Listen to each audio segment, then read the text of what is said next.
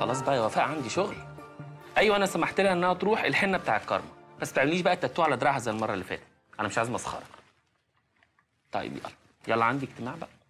في حفظ الله، في حفظ الله.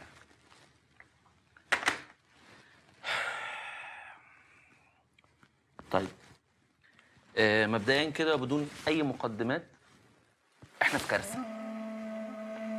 انا سمعت في CNN ان اسكندريه هتغرق بكره. تاني يا فندم؟ والله يا جماعه انا حاسس ان البلد دي حظها وحش قوي، تحس كده ان هي منظوره.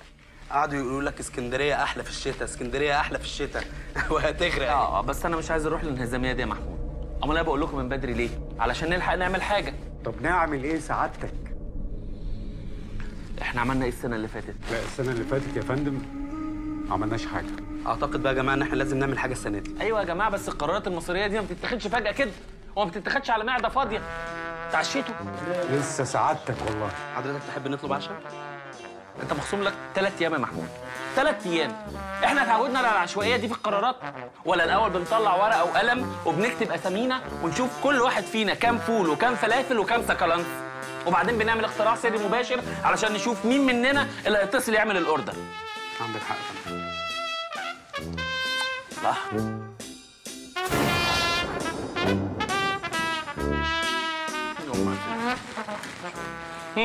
هنعمل ايه بقى؟ احلى دور شاي يا باشا بعد الاكله المتينه دي. الحقيقه يا جماعه المسقعه كانت سخنه قوي وحاميه قوي. احلى دور شاي بقى الباشا شاي.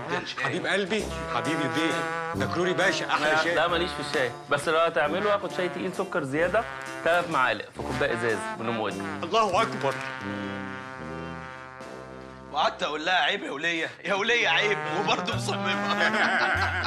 عيب يا وليه، عيب يا وليه. والله يا محمود طلقها واخلص. والله اسمع الكلام يا ابني، لازم تاخد قرار. ايه ده؟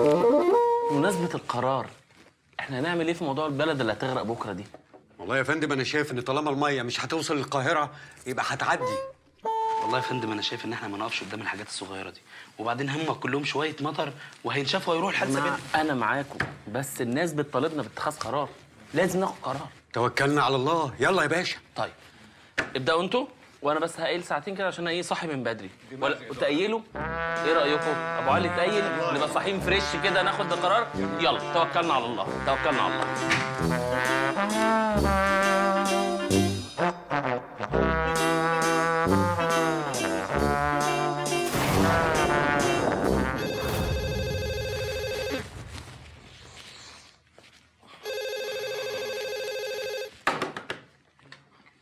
ايه يا فندم؟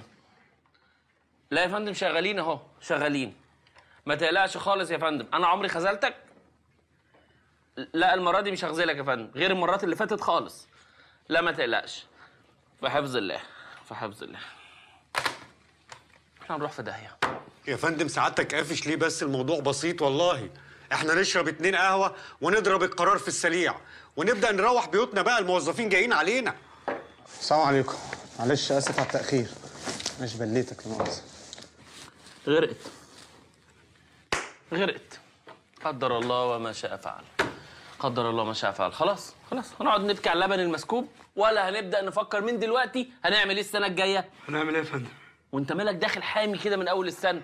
الله يا ابني، القرارات المصيريه دي بتتاخد فجاه كده ولا بتتاخد على معده فاضيه؟ فطرتوا؟ سعادتك على لحم بطننا. عايزين نكرر اخطاء كل سنه يا محمود. مين هياخد فول بالبيت؟